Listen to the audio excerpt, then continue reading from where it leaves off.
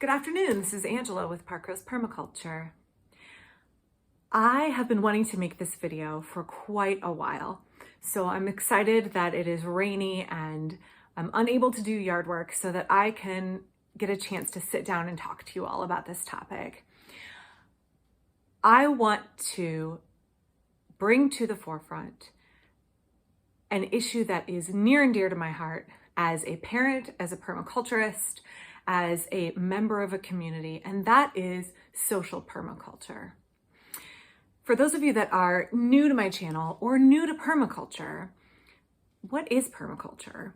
Well, it is a design system invented by Bill Mollison and Dave Holmgren, two Australians in the 1970s, and it is a way of having permanent agriculture and permanent culture that heals communities and regenerates and heals landscapes and the planet through good design. So it's not gardening. I have a video you can check out about how permaculture is not gardening.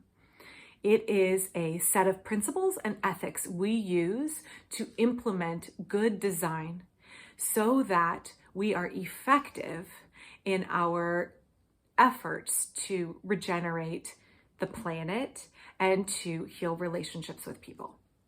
And I think a lot of times in permaculture, folks can get really focused on the agriculture part of it. There's a lot of emphasis on growing perennial vegetables, orcharding, whole system design for farms and gardens with chickens and ducks and bees and goats, and integrating them with the plants and fungi and soil ecology. That's all great. That's wonderful. I'm super into that. That is how I got into permaculture. But permaculture has three ethics. The three ethics are earth care. Pretty easy to understand. We want to live in a way that cares for the domesticated and the wild spaces on our planet and make sure that they not only are conserved, but they are regenerated. Regeneration and resilience is a big theme in permaculture because we live in a really damaged, depleted world because human culture thus far has been pretty darn extractive in the way it relates to the planet. The second ethic of permaculture is called people care. What is people care? So Dave Holmgren, who is one of the two fathers of permaculture, defined it this way. I'm not going to read his whole definition, but I want to read you a little bit. People care begins with ourselves and expands to include our families, our neighbors, and the wider community. The challenge is to grow through self-reliance and personal responsibility. Self-reliance becomes more feasible when we focus on non-material well-being, taking care of ourselves and others without producing or consuming unnecessary resources. By accepting personal responsibility for our situation as far as we possibly can, rather than blaming others, we empower ourselves. If we can recognize that a greater wisdom lies within a group of people, we can work with others to bring about the best outcomes for all involved. Permaculture likes to look at the positives and likes to be solution-based. The second ethic of people care focuses on how we can change the way we think and interact with ourselves, with our families, with our communities, to be solution-minded and therefore help heal communities and the planet. Now, the third ethic of permaculture is probably the most contentious one, and that is called fair share or share the surplus. And I won't be getting into that today, but I would love to address it in the future because it is one that people balk at frequently because it feels like socialism. When you say things like fair share and equitable distribution of resources, that doesn't go over well with people. But it's still something I really would love to talk about in the future. But today, let's focus on people care. So I disagree with Dave Holmgren a little bit in that he says focusing on self-sufficiency is the first step of people care. I think that when we focus on self-responsibility, that's super important, but what we're striving for is not self-sufficiency, it's community interdependence. So in everything I'm going to talk about for the rest of the video, please know that I know a lot of preppers, I know a lot of homesteaders, I know a lot of the self-sufficiency movement is interested in permaculture. I don't actually think that that's what permaculture is teaching, and I don't think it works best in practice to focus that way. I think it works best in practice to focus on the connections between people, and that we are stronger when we work together as a community and as a greater planet full of people, okay? So for me, the goal is never self-sufficiency. It's interconnectedness. Much like in permaculture, we seek to look at the connections between all living things and how they can support and benefit each other and be a resource to each other to build a stronger farm, a stronger garden, and produce more food. The same thing is true for our relationships with human beings. Look for the connections. When we are talking about permaculture design in our gardens, we want to look at how the sun comes in on our property, where the water drains off, where the wind is coming in from, and look at those external factors and influences, as well as the connection between plants and animals, between plants and the soil, and harness all of those interactive forces. In social permaculture, we can harness human relationships in the same way, okay? But much like when you're learning to garden, there's a lot of skills involved, right? Learning to read the plants, learning to sit and observe and follow the 12 principles of permaculture. I have a bazillion videos where I address most of them, and I constantly want to work through them. But using the 12 principles of permaculture, we learn more about our landscape, and we learn a set of skills to be better gardeners, better farmers, more effective farmers. Human relationships are no different. It's about skills. So why do I think this is so important? Why am I bringing it up, and why now? I have noticed a growing trend on social media in the way folks in regenerative agriculture groups, in the way permaculture groups communicate with each other. And I have noticed a distinct lack of communication skills and a distinct lack of empathy.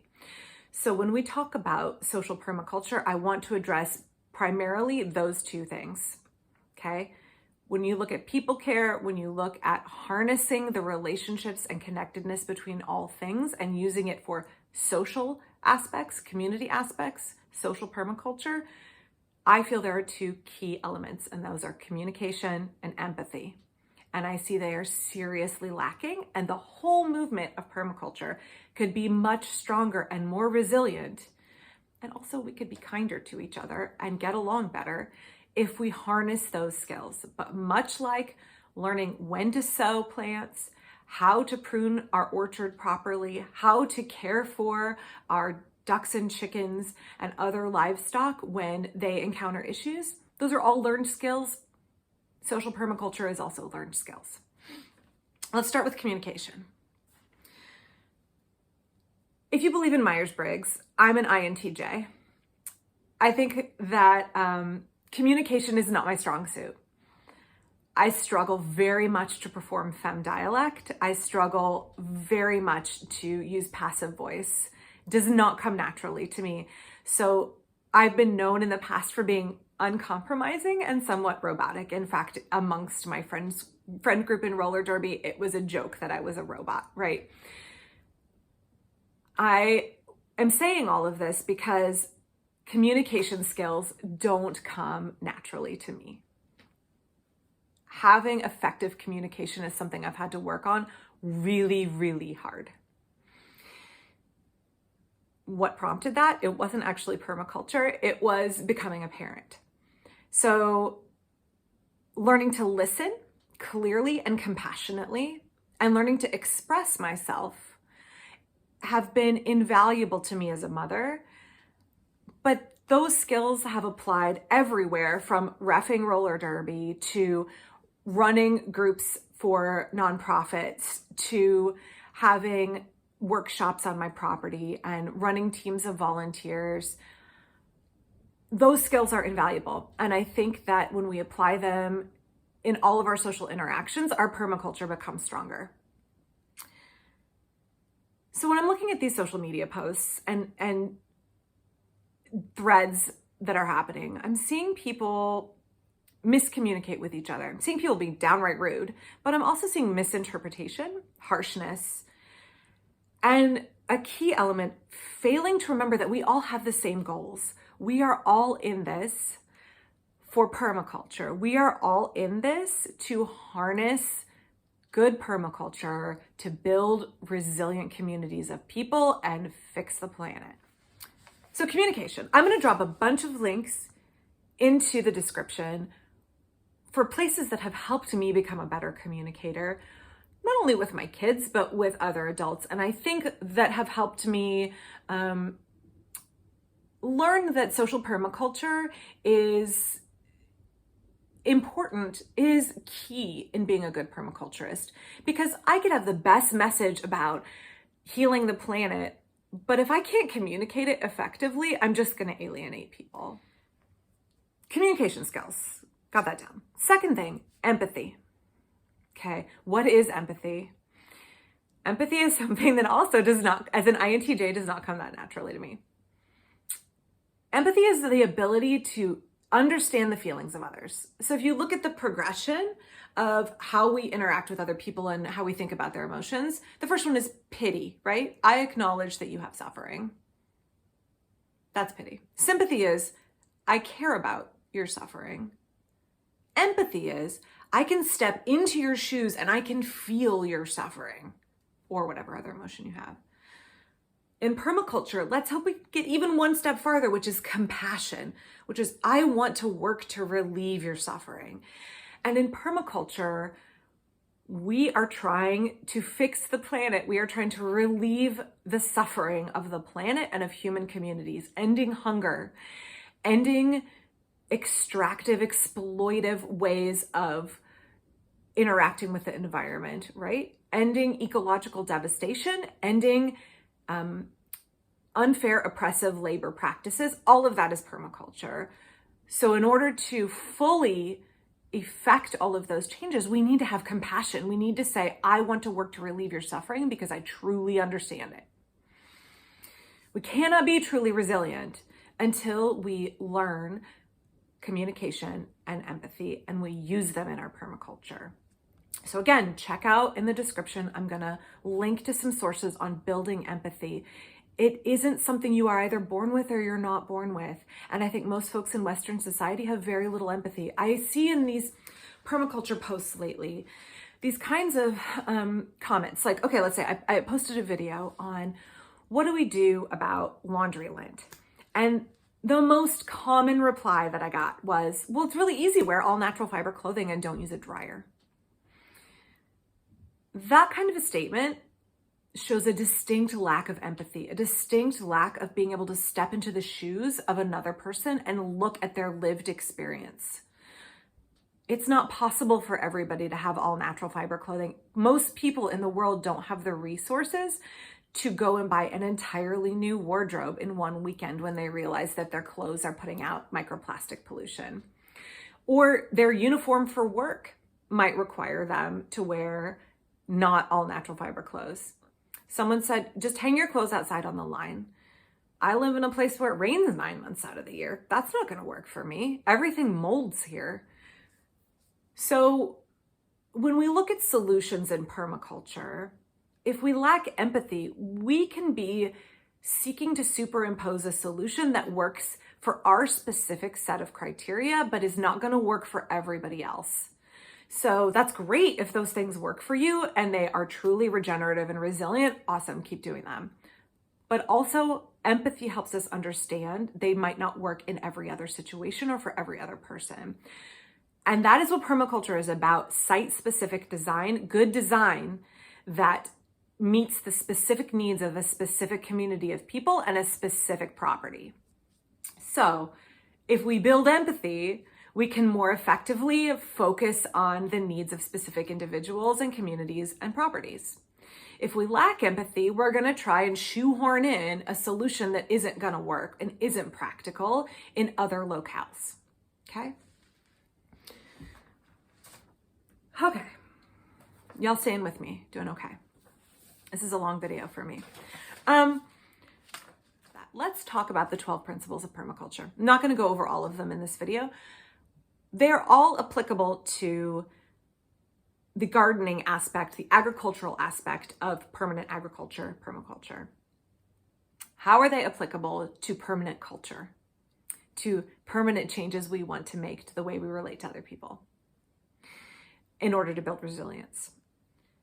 I just talked about having empathy and being able to see and understand other folks' lived experiences. If we can't truly understand the suffering of others and have compassion and want to change it, then we aren't going to be as strong a permaculturist. We are going to have blind spots, right? I don't want to sound too robotic here, but let's consider the effectiveness of our permaculture design if we set aside empathy, if we set aside compassion. It reduces our data points. Our quantitative experience and life lessons will be limited to just us or those that are very similar to us. It homogenizes us and therefore weakens our whole system. If we are not able to look at other ways of living and being in other sets of circumstances, then we're not going to be as effective. Principle number 4 says, apply self-regulation and accept feedback. I actually rather bluntly pointed this one out to someone recently in the comment section. When folks in our community are saying, your proposed solution does not work for me and here is why, or they are saying, my experience is different than yours, please listen.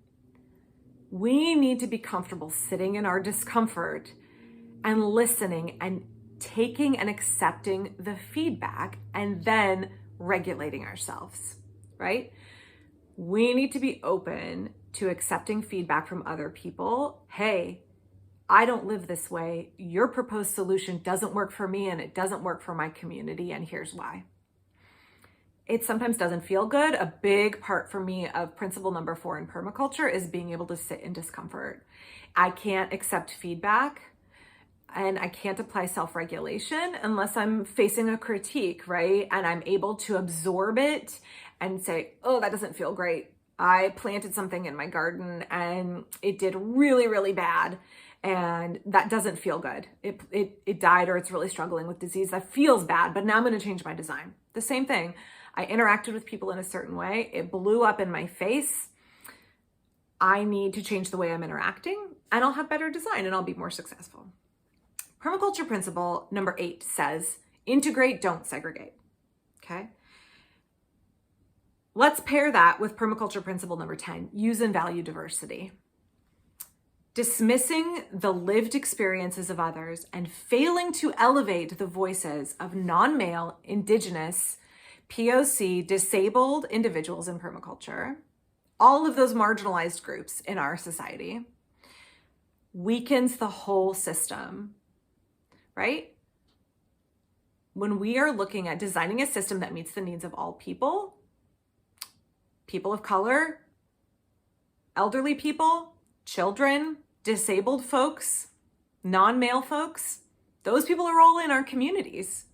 So we need to integrate them, their views, their needs. We need to value the diversity that comes with including their voices and striving to meet their needs, right?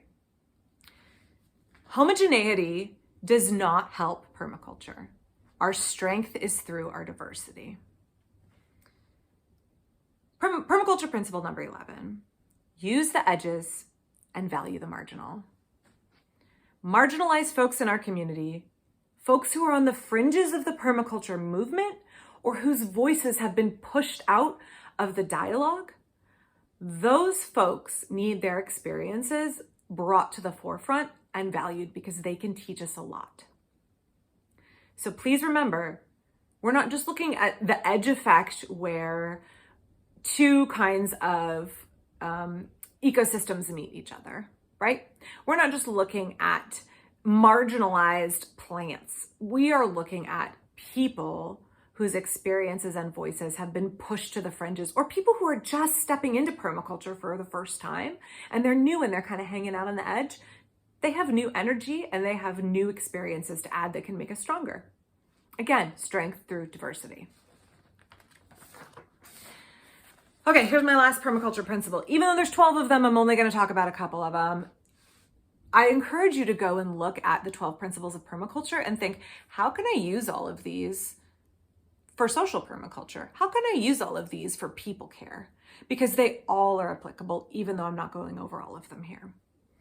Number 12, creatively use and respond to change. I love this principle. This is one of my favorite ones because creativity is so important. Human beings are naturally creative. We are naturally folks who want to interact with our environment, improve our living situation, folks who want to improvise, folks who want to engineer, right?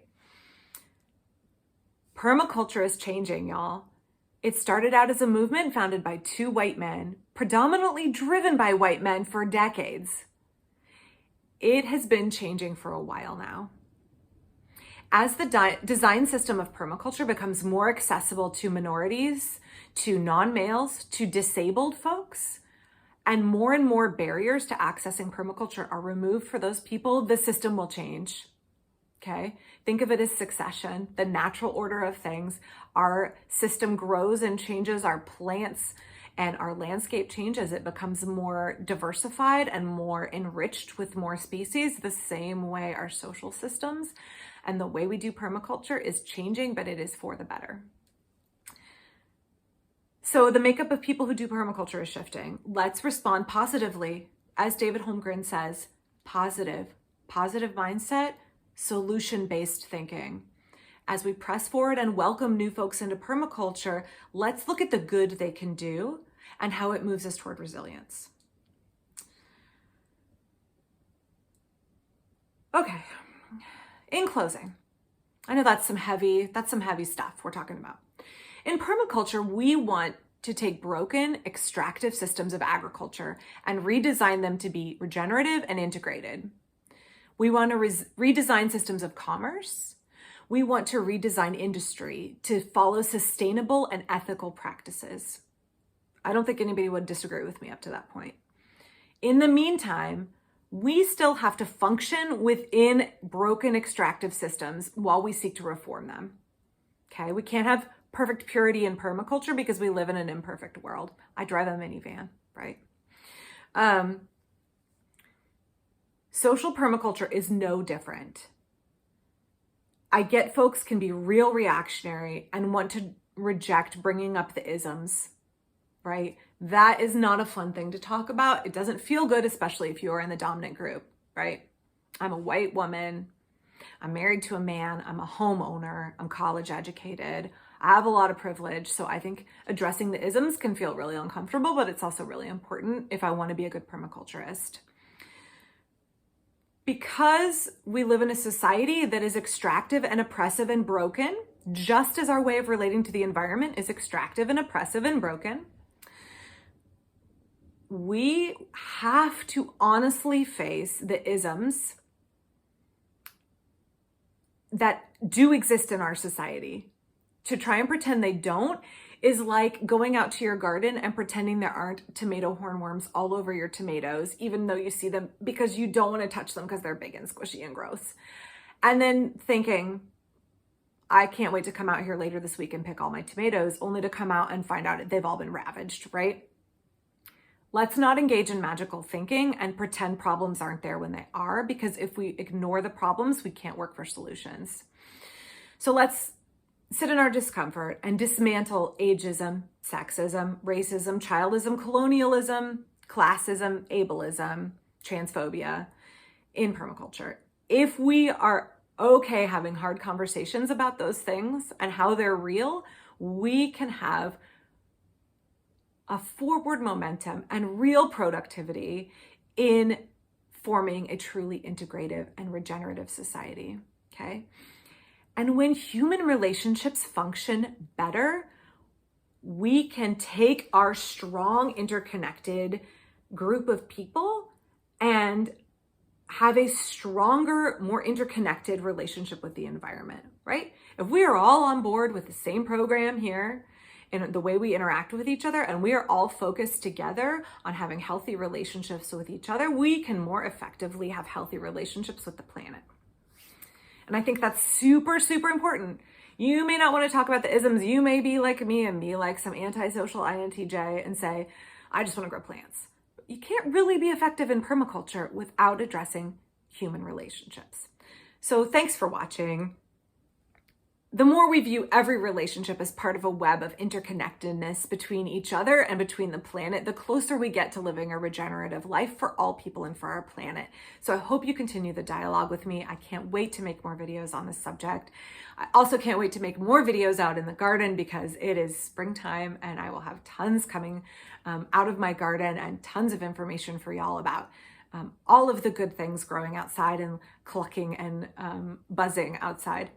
But in the interim, I hope that we can all engage with each other in positive intent and really work to make our social permaculture stronger and therefore live truly regenerative lives. So thanks for hanging out with me today.